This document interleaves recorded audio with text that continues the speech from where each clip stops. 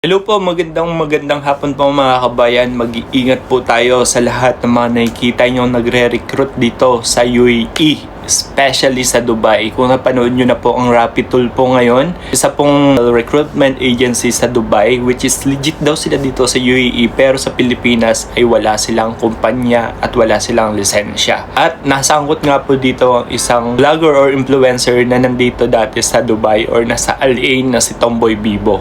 Si Tomboy Biboy, isa sa mga nag-promote ng agency na ito. So, nasangkot siya. Siya ay tinawagan ng Rapitool po. So, sa lahat po ng mga vlogger, influencers, content creator, piliin po natin ang mga ipopromote natin at siguraduhin na wala tayong mapapahamak ng mga kapwa nating tao. So po guys, ang pangalan ng agency na nirereklamo ngayon sa Rapitool po. Ito po siya.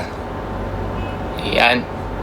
At ito ang interview na ginawa kay Tomboy Bibo. Ang magandang hapon po sa inyo, Ma'am Joanne.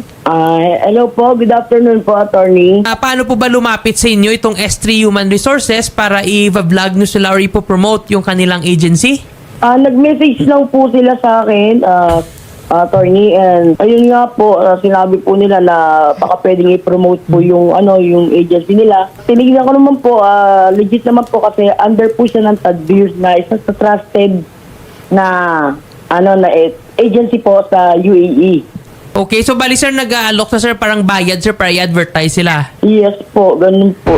Ako po yung humihingi po ng pasensya sa inyo. Ako po yung nagtrabaho lang po. And mga kabayan, mag-iingat po tayo lahat.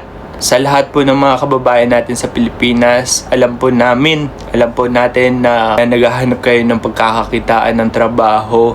Wag na wag po kayo basta-basta maniniwala sa mga posts sa social media. Wag na wag po kayo magtitiwala sa mga posts ng mga recruitment agency. So, kung sa UAE po, meron silang lisensya, i-search nyo din po kanilang lisensya dyan sa Pilipinas para hindi po kayo mabiktima. Yun po, maraming salamat and God bless everyone.